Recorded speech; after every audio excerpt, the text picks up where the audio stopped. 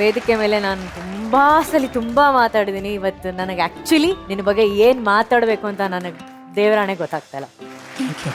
ಈ ಹಾಡನ್ನು ಸುನೀಲ ಅವ್ರ ಅಣ್ಣನಿಗೋಸ್ಕರ ಡೆಡಿಕೇಟ್ ಮಾಡ್ದ. ಅಣ್ಣಂಗೋಸ್ಕರನೂ ಹಾಡಿದೆ ಅಕ್ಕ. ಹಾಗೆ ಇದು ನಮ್ಮ ಸರ್ದು ಮೋಸ್ಟ್ ಫೇವ್ರೆಟ್ ಸಾಂಗು. ನಾನು ಶೋ ಅಲ್ಲಿ ಎಲ್ಲ ಅವ್ರ ಶೋ ಅಲ್ಲಿ ನಾನೇ ಹಾಡ್ತೀನಿ.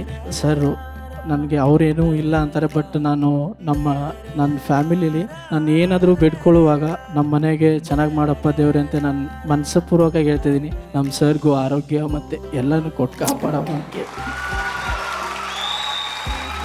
ನಮ್ಮ ಅಣ್ಣನ ಬಗ್ಗೆ ಮಾತಾಡ್ತೀನಿ ಅಕ್ಕ. ಅವ್ನು ನೋಡೋಕೆ ಎಲ್ಲರೂ ನೋಡಿದ್ರೆ ಒಂಥರ ಅವ್ನು ಹೆಂಗೆ ಕೂತಿದ್ದಾನೆ ನೋಡಿ. ನಾನು ಪ್ರತಿಯೊಂದು ನನ್ನ ಹೆಜ್ಜೆಯಲ್ಲೂ ನನ್ನ ಹೆಜ್ಜೆ ಅವನಿಗೆ ಋಣಿ ಆಗಿರುತ್ತೆ. ಅವನಿಗೆ ಇವಾಗ 26 27 ಏಜ್ ಅಕ್ಕ. ನಮ್ಗಿನ ಒಂದು 3 ವರ್ಷ ದೊಡ್ಡವನು. ನಮ್ಮಪ್ಪ ಇವಾಗ 13 ವರ್ಷ ಆಯಿತು ಇದಾಗಿ. ಅವನು 10th ಓದ್ತಿದ್ದಾವಾಗ ನಾವಿನ್ನೂ ನಮಗೆ 7th ಕ್ಲಾಸ್ ಇದ್ದೆ ನಾನು. ಆವಾಗ ಅವ್ನು ಕಾಲೇಜ್ ಬಿಟ್ಟು ನಮ್ಮ ಅಕ್ಕನ ಅವ್ನು ಇವಾಗ 27 ಅವ್ನ ಏಜ್ದವ್ರು ಎಷ್ಟಿಷ್ಟು ಎಂಜಾಯ್ ಮಾಡ್ತಾರೆ, ಏನೇನೋ ಮಾಡ್ತಾರೆ. ನಮಗೋಸ್ಕರ ದುಡ್ದು ಇವತ್ತು ನಾನು ಇಲ್ಲಿದ್ದೀನಿ. ನಮ್ಮ ಅಕ್ಕನ ಮದುವೆ ಮಾಡಿದ್ದಾರೆ ನಮ್ಮ ಮಾಮ ಪೊಲೀಸು ಗುರುನಾಥ್ ಅಂತ. ಅವರಿಗೆ ಗೌರ್ಮೆಂಟ್ ಇರೋ ಜಾಬ್ ಅವ್ರಿಗೆ ಕೊಟ್ಟು ಇವತ್ತು ಊರಲ್ಲಿ ಮನೆ ಕಟ್ತಾ ಇದ್ದೀವಿ. ಎಲ್ಲ ಅವನು ಮನಸ್ಸು ಮಾಡಿದ್ರೆ ಅಕ್ಕ, ಅವ್ನು ಎಂಥದ್ದು ಬೇಕಾದರೂ ಉಡ್ಬೋದು, ಎಂಥದ್ದು ಬೇಕಾದರೂ ತೊಗೊಳ್ಬೋದು. ಬಟ್ ಆದರೂ ಅವ್ನು ಹಂಗೆ ಇರ್ತಾನೆ. ಅವನಿಗೆ ನನ್ನ ಲೈಫಲ್ಲಿ ಎಷ್ಟು ಹೆಂಗೆ ಯಾವ ಥರ ಋಣ ಮುಟ್ಸಿದ್ರು ಅವ್ನು ಮುಟ್ಸೋಕ್ಕಾಗಲ್ಲ.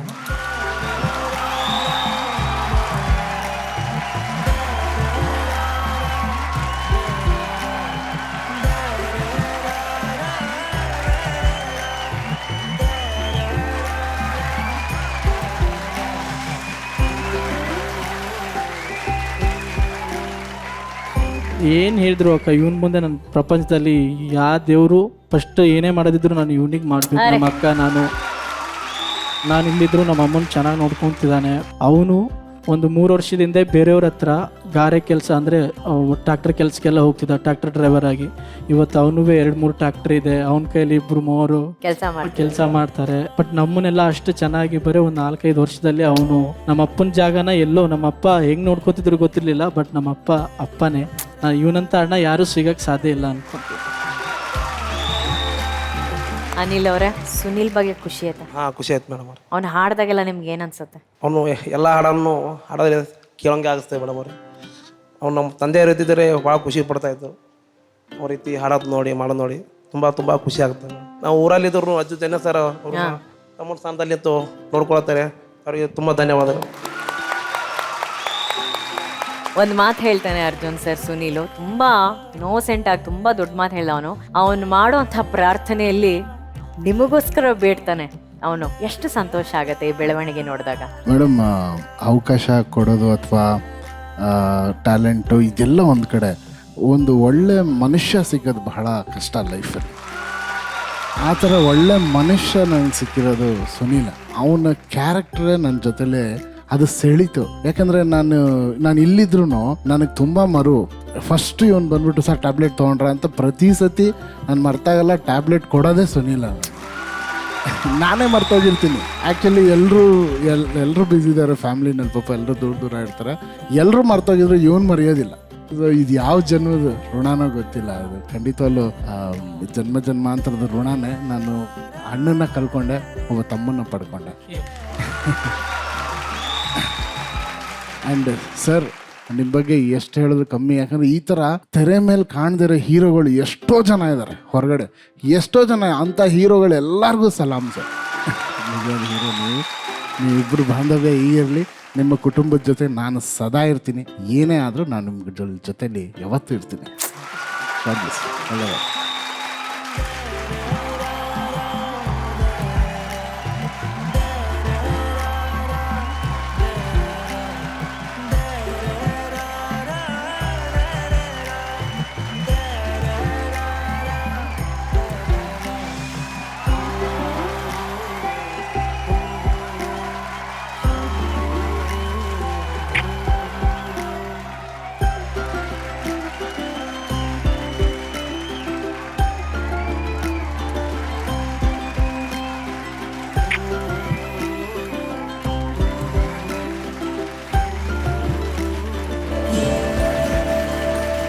ಮಹಾಗುರುಗಳೇ, ಈ ಬಾಂಧವ್ಯ ಅದೇ ಇವ್ರ ಮಧ್ಯೆ ಒಂದೇನೋ ಒಂದು ಪ್ರೇಮಲೋಕವೋ ದೇವಲೋಕವೋ ಸೃಷ್ಟಿಯಾಗ್ಬಿಟ್ಟಿದೆ. ಅದಕ್ಕೆ ಕಳಂಕ ಬರಬಾರ್ದಷ್ಟೇ ಕಣೆಯ.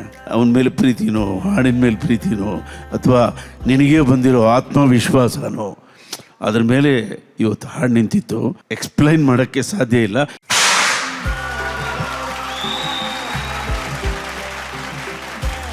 ಅನಿಲ್ ಅವರೇ, ಥ್ಯಾಂಕ್ ಯು ಸೋ ಮಚ್ ನಮ್ಮ ಕಾರ್ಯಕ್ರಮಕ್ಕೆ ಬಂದಿದ್ದಕ್ಕೆ. Thank you.